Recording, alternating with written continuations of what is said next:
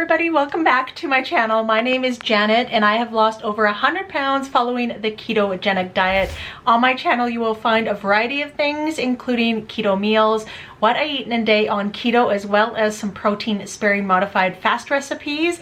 So if you are new here, please consider hitting that red subscribe button. We would love to have you join the family here, and let us know where you're at on your weight loss journey as well down in the comments. I love chatting with all of my subscribers. All right, today is going to be a topic video, and you guys know I include these usually once a week, and I kind of tap into how I've been feeling, trying to get down to the root of my emotional eating and kind of my reasonings behind why I'm reaching for maybe non-keto foods, going off of my diet, and how it plays a part on me mentally. So the mental aspect of weight loss is absolutely huge. I 100% that it is mind over matter. I actually did get that tattooed on myself because mind over matter is what is going to keep you going. Determination is also what's going to keep you going as well. I feel like motivation dies off after a month or two of starting any weight loss plan, any weight loss journey, diet, whatever you want to call it. And determination and mindset is what is going to get you through weight loss struggles, honestly. So today's topic is going to be how to deal with stress without reaching for food. This is huge for me. I mentioned I eat no matter what, whether it's stressful or joy, happy, sad, whatever sort of feeling is kind of an excuse for me to eat, and it always has been like that. I have struggled with my weight since I have left my home, like at 19 when I left for college, and for the last 25 years I definitely have been struggling with weight loss and still continue to do that. So with these videos, I hope that they are informative. They are definitely therapeutic for myself, so I feel like it kind of helps both ends as well. And one thing is recognizing feelings and emotions that kind of trigger your eating. And by eating, I mean like binge eating or eating things you shouldn't have, the sugars, the carbs, just bad food in general. So stress is definitely, stress, as they say, is the #1 killer. Stress plays a huge part on your health. Mentally, physically, emotionally, stress is #1. So how do we deal with stress without reaching for food? That's an excellent question, and I'm still trying to figure out the answer to that. And in these videos, I kind of hash out my feelings and suggestions, and I love hearing feedback from you as well in the comments to know how you deal with stress and what things that you do when you are feeling stressed in order not to reach for food. So the obvious one for me is keeping myself busy, creating a distraction, whatever that may be. That is usually my #1. That is why I keep myself busy in my office. I have moved my office down into one of our bedrooms, spare bedrooms that we have in the basement, because I was working a lot at the kitchen table. So when you're upstairs, you're feeling stressed. As far as me working from home, I can eat, you know, anything that I want in this house, and I am the only one keto. So there's a lot of carbs in this house, and it was just making it more convenient when I was working upstairs for me to grab something that I shouldn't. So I have moved my office downstairs, created a distraction for me working, being in a room that is strictly for working, and not necessarily that it's going to be easy access for me to, you know, have food, whether it's leftover pizza on the counter or something like that. It's just creating a distraction. And that is how, working from home especially, I have, you know, for the most part, created a place where I enjoy. I love coming down to my office. I love having this workspace. I enjoy what I do working from home. But that doesn't mean that I don't feel stress. There has been times, like, stress is kind of like a roller coaster. You know, you have your high stress where it's like you have, your mind is consumed with the stress thoughts that you're feeling. And then you definitely have low points where, you know what, your life is kind of like even. Everything is going really, really well, and, you know, just kind of preparing you for that next heightened, stressful moment.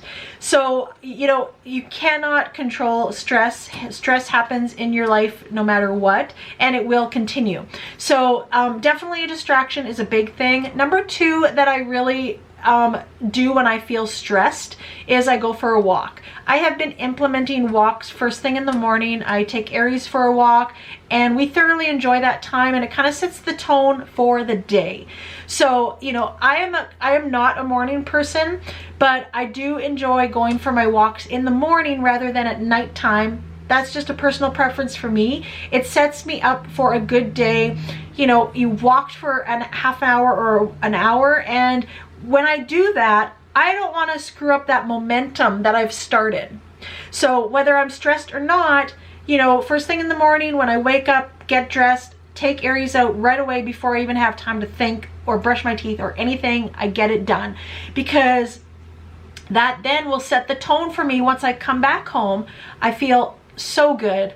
You know, I have made that half hour aside for exercise and to kind of start my day. So then I can come home, have a shower, get ready for the day, and, you know, plan my meals as well too, so that I can be successful in my eating for the day. And that leads me to the third point as well, is to be prepared. Huge thing. I've always stressed that in my videos, that meal prep plays a huge part of being successful on your journey. And that will take a lot of the impulse eating out of the equation. So, you know, when I was at work and I was feeling stressed at work, I would come home, I was ravenously hungry because I was stressed, and I just reached for anything. Whether it was like a piece of toast or a pizza pop or something. It was just immediate, and that food made me feel good for that temporary moment. Definitely the guilt and all those feelings come afterwards, but for that short moment that I am eating that item, it is a stress release for me. You know, it's very weird. I hope some of you maybe can resonate with that feeling, but that has always been food. Food has been a comfort for me, and you know, planning and preparing yourself for tomorrow and the next day and doing some meal prep, then you'll be able to stay on top of that, whether you want to eat it or not.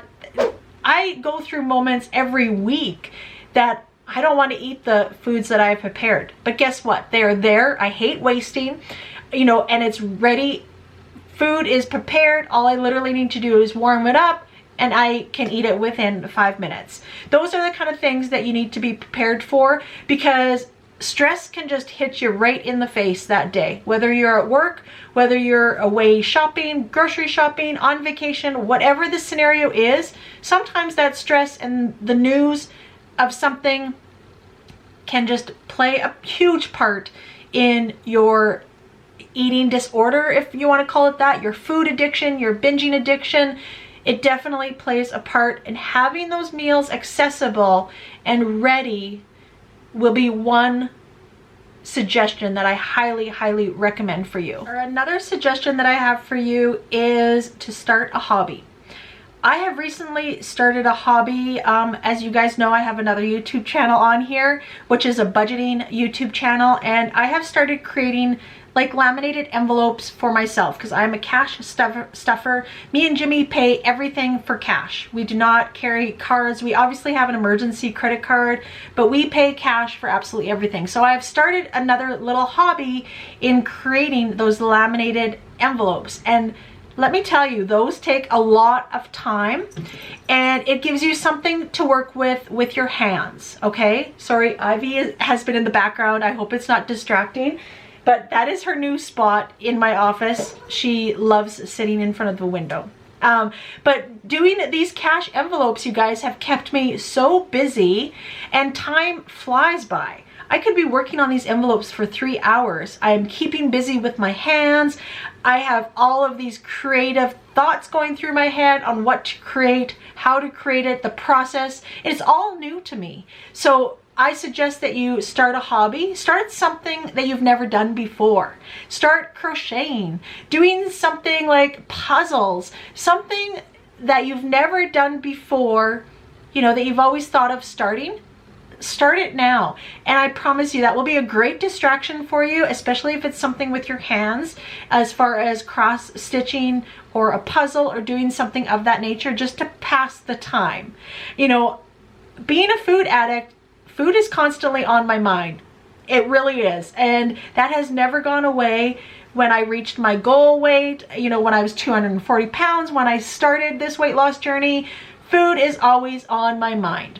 And, you know, if I can create all of these distractions, start a hobby, create my meal plans, meal prepping, you know, really being in tune with my body and acknowledging that I am under stress, or these are the feelings and emotions that I'm feeling, and how to deal with those emotions.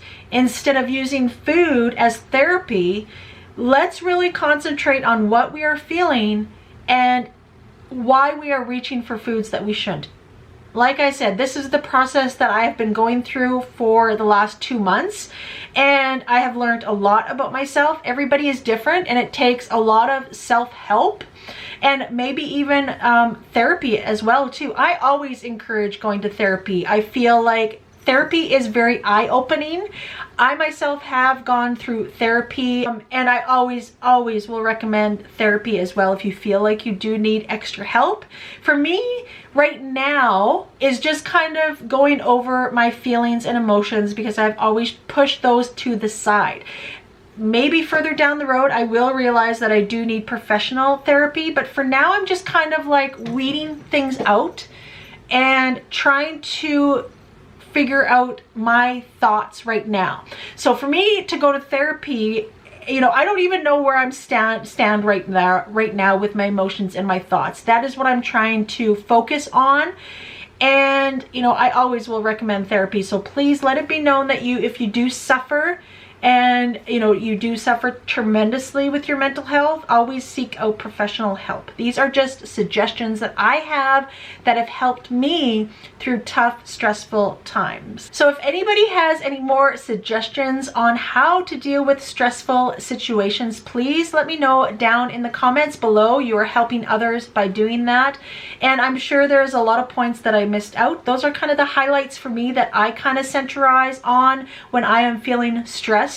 And stress is just one emotion that I have been going through. So thank you so much for watching. Make sure you hit that red subscribe button. Give this video a like to let me know that you're liking my content. And don't forget to hit that notification bell so YouTube can notify you when I upload a new video. Thanks for watching.